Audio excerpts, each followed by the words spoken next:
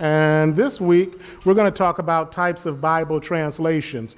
But I was always told if you know somebody that can do something just as good as you can, or maybe they can do it better, then let them do it. So what I'm going to do today is show you a video of a gentleman, brief 4-minute video, explaining the different translations. And then I'm going to read a scripture of text from text.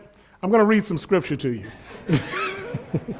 Out of all the different Bible translations, which one should I read? That's our topic today on The Beat.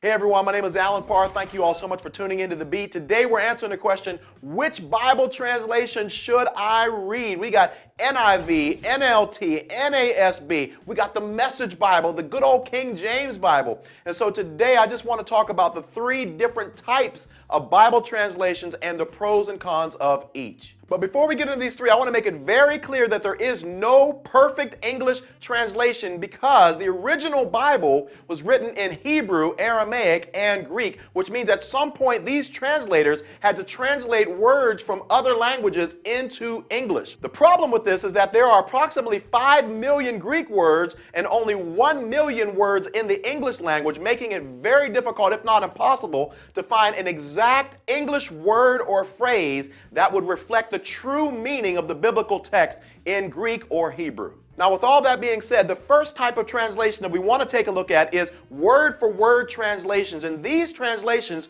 are normally written at an 11th or 12th grade level. And this is when the translators would attempt to take every single Greek or Hebrew word and translate it directly over into the English language, preserving the exact word order. The most popular translation in this group is the good old King James Bible. Now, the pro is that it is very, very close and consistent with the original language that it was translated from. But some of the cons are, first of all, it was written or translated in 1611, which means that it is using words that are over 400 years old. So certain words like thee, thou, whither, comest, and restoreth are words that we don't use anymore in our English language, making it very, very difficult for people who are reading the Bible today to understand. Another Bible in this category is one of my favorite translations, which is called the Amplified Bible. Now, the pro here is that it adds words in these brackets to help you better understand the exact meaning of certain words in the Bible, which really helps you understand what the Bible is saying.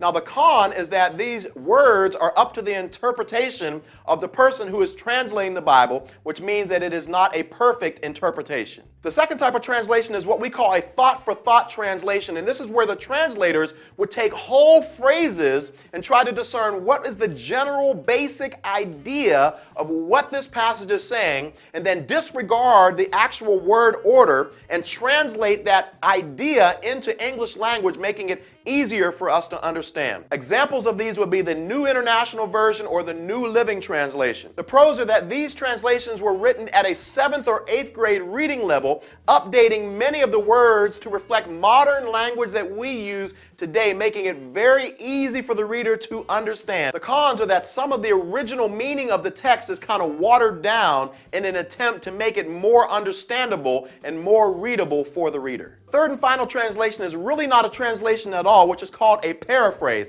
And here the translators would take whole chunks of the Bible, not even really trying to translate it literally, but simply try to communicate the basic idea or basic thought in very, very modern and updated language. The most popular paraphrase that we have today is Eugene Peterson's The Message Bible. Now, the pro here is that it was written at around a 4th or 5th grade level, making it very easy and interesting to read. The obvious con here is that a paraphrase disregards the meaning of individual words, and they take liberties to add all sorts of other words to the text in an attempt to make it more readable or understandable. But the problem with that is that now when they add words to the text, it's now up to the interpretation of the translator. So what's the best translation to use? Well, the answer to that is the one that you enjoy reading the most and the one that you feel God speaks clearest to you. Okay, so you all saw in there he used Romans 12:1, and he talked about three different types of translation: word for word, thought for thought, and phrase for phrase. So let's look at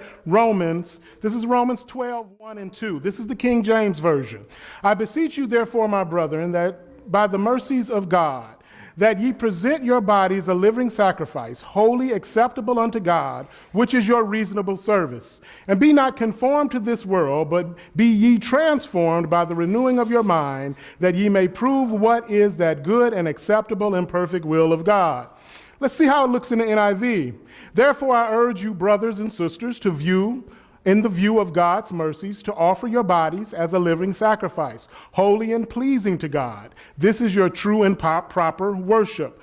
Do not conform to the pattern of this world, but be ye transformed by the renewing of your mind. Then you will be able to test and approve what God's will is, his good, pleasing, and perfect will.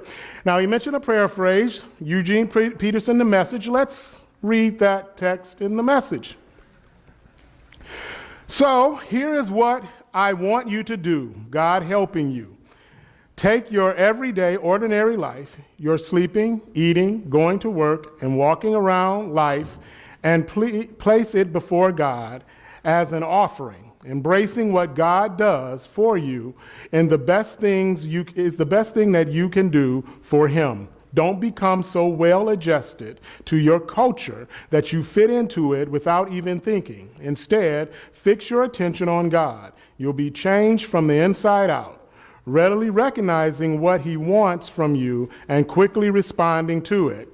Unlike the culture around you, always dragging you down to the level of immaturity. God brings the best out of you. Develop well-formed maturity in you. Now, he pointed out there is no best translation it's whatever works for you. For me, personally, when I study word for word, I prefer the New King James Version. I prefer the NRSV and NIV for thought. Honestly, I don't have a favorite paraphrase because I don't like paraphrases. That is not to say that you shouldn't use them. I personally don't like them because I believe that you should say things in as few words as possible. And paraphrases don't follow that rule. So it is whatever works for you. I will say, if you use a paraphrase, though, make sure that you find a good either word for word or thought for thought Bible that you can compare to the paraphrase.